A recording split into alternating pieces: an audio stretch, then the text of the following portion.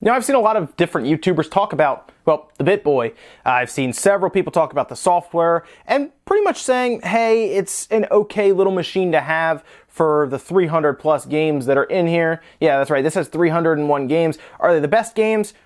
Hey, that's for you to, that's for really you to decide. And I would check out some of the other videos because this one is pretty much going to focus on one thing, and that's the hardware. I saw several of the other YouTubers who did get one of these for a review from the company, like I did, thanks to them, by the way, for sending it out, talk about how it feels very sturdy in the hand, and it feels like they actually used decent components, or at least quality components. So I figured today, we'll take this guy apart and see what's inside, and yeah, if it is at least better than most of the other knockoff type systems that we see come out that use very cheap parts for a low price point. Now again, if you're interested in the games that are in here, this is a 300-in-1 system. I'll leave a link to Shane from Reassembly. He did a very good job with this, and this seems to be right up his wheelhouse since it, well, deals with plug-and-play games that he's unfortunately played a lot of. So I'll leave a link to his video down in the description. I would check that out if you want a very detailed view about which games are on here and if they're worth getting just for the games. Today though, we're going to look inside this BittBoy. So let's get over here on the work table and take this guy apart. All right, here we are with the BittBoy. Now, everyone I saw talked about how it felt pretty sturdy, like it was not easy to bend or kind of mess around with your hand too much to just kind of play around with the case. You can see it doesn't bend or do anything crazy or creak or anything, and it is relatively sturdy. I was actually kind of surprised when I first saw this because, of course, when you see something like this that's all plasticky, you kind of assume it's going to feel kind of junky, but surprisingly, it doesn't. Now, I haven't even peeled the plastic off, as you can see here. Left that on because I knew we were taking this guy apart.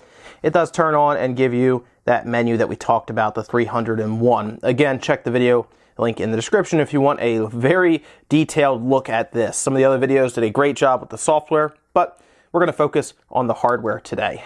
So we're taking this apart. Now, you can see the 4 buttons here. 2 of those are turbo, D-pad, reset button, start select, and then on the back, you can see where we have a fully accessible battery. We'll talk about that in a second because it's actually kind of interesting what they did there. And then, of course, our micro USB here, and then a headphone jack there. So we're going to start by getting this guy apart. It looks like it only has 6 Phillips head drivers there, so we're going to screws there. So we're going to peel this guy out. This is actually on there pretty well, this battery compartment, but we're going to pop this guy out, and I want to show you the battery because it's pretty funny what they used, and it makes a lot of sense, to be honest, what battery they used. Which, let me take this off here because there's a lot of reproductions of these batteries, and this is actually the same one that's used in the Game Boy Advance SP. For the Game Boy Advance SP battery that you can buy, and the measurement on it, because you can actually reads Game Boy Advance SP on here. The measurement on this battery is 700 milliamp hours. So it's not a big battery, but of course there's not a lot of moving parts. It's a low powered board and everything. This should get you some decent battery time. So let me move that to the side there. And we have 6 screws to go through here. So I'm gonna get all these guys apart and we'll take the back right off.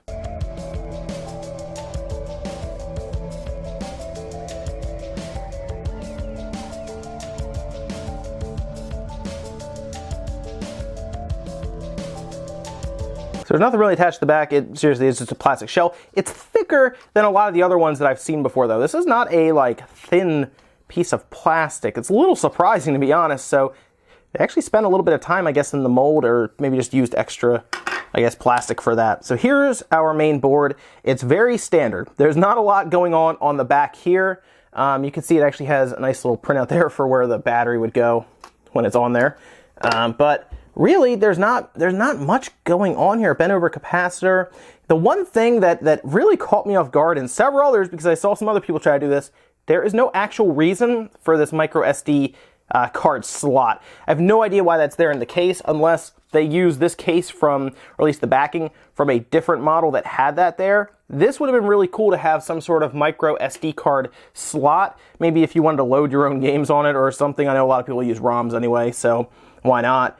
But we're going to see what kind of chipset they're using here as well. That would actually give us an idea as to what maybe you could load on here. It actually looks like we just have, from what I can tell, a single Phillips head screw right here. Let's take that guy out and just pop the whole board out. That whole board should pretty much come right out then. Let's take a look at the buttons and everything while we're in there as well. Yep, there we go. So it comes right out. They're using one of those, all right, so I've seen these before. This is more of a almost a tactile membrane type. It's not as squishy as, say, for example, a Super Nintendo controller that you get from the Super Nintendo Classic uses a more mushy kind of membrane. This is a more tactile type membrane, which is good. I do like these. There are times, obviously, with the Super Nintendo controller, for example, that I prefer the more mushy type membranes, but this at least works, and this is a little better to use in a smaller form factor like what we see here. The D-pad is pretty standard, however, they at least have a pretty large, as you can see here, pretty large spike, so that will make it so that it's tough to push all directions at once, something that Nintendo seems to be working with their system with their Xenoblade controller and everything, so it's also there because the tactile is so large on that. These tactile buttons are pretty high, the membranes, so that's why it's like that. But we also have our little reset button guy here that shares, actually that's more squishy type membrane, interesting. But these are more tactile. We have our speaker down here, pretty much standard, just soldered right in with 2 points, nothing fancy going on there. Our screen looks very similar, I'm gonna tell you this now, this looks very similar to a, almost a DS Lite type screen. Let me peel this guy up very carefully because I think it is, yes, they're using like an adhesive sponge almost. So be very careful to get this guy up without damaging it. Let me do that real quick. Okay, so they held it on with like double-sided like tape, like sponges almost. So these two didn't even like, I don't even think these are off like the actual, this is probably just there to help kind of mount it, and then these are there to actually stick it to the board. So this is just going to come off right here where they have our clip, and that'll just pop this guy off. Very small screen, very standard screen. Again, nothing fancy here with this screen. You can see it's very small, very lightweight, and it's probably just a standard type of like TFT screen maybe. I have to look up the model number to see if we can get any reading on this. A lot of times though, you can get these from, I know people were using like backup cameras, for example, that had these type of screens. Very, very thin. This is something you would find in one of the late model PSP type screens. Not this exact one, but very standard. The DS Lite has these type of screens too, so I'm going to put that over here to the side, but it's very small, very lightweight. And here we can actually look at, as you can see here, they hid the chips and the glob top underneath the screen. So I went ahead and double checked the main chip here, which is the flash chip that's holding all of like the games that are on there, the 301 or whatever. Those should all be located on this. And of course we saw those games appear to be like kind of lower budget NES titles, so they're not going to be very large. And after looking up this chip, they're not large at all.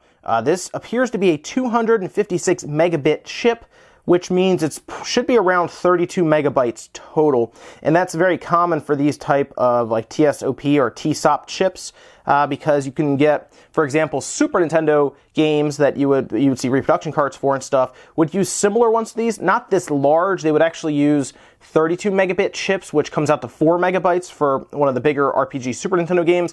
But a lot of NES games are very small. Specifically the ones in here, I bet you are probably 64 to 128 kilobytes. So it's not large. This is about the right size for a 300 to hold 300 of those type of games. This here is a glob top, and what this is an NES system on a chip, essentially. They use this glob top all the time. It's very common. The chip is more than likely under here, under this like epoxy adhesive, and usually they just hold everything under there, but to take that off would probably ruin everything, probably damage the board.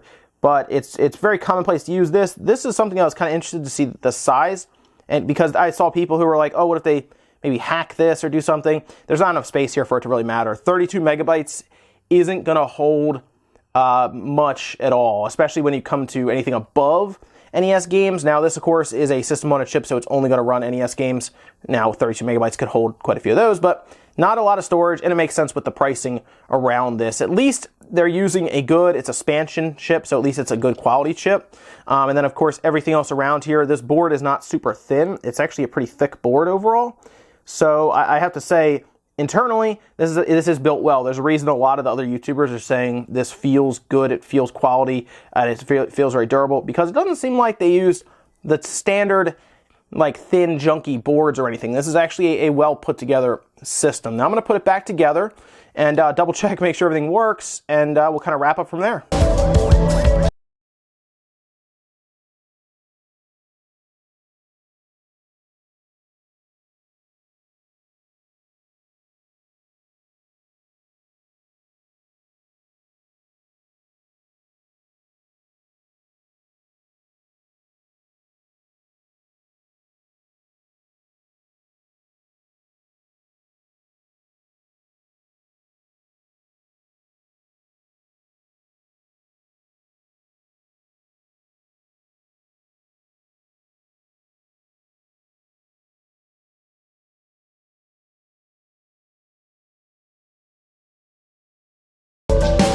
So there you have it. The BittBoy, it's at least good enough internally for its price point. I do think this is actually built to quality standards that I don't usually see in these type of clone systems, specifically the 301 or the plug-and-play portable systems, I guess you'd call them, since this seems to have all of the same games as some of the other plug-and-plays that are kind of junky. This at least has some quality to the internals. The board is not a thin piece of wafer, and it does use at least good quality flash storage for this. The plug-and-play aspect is still there because it is using kind of a system on a chip or an NES system on a chip, but overall the tactile buttons feel good.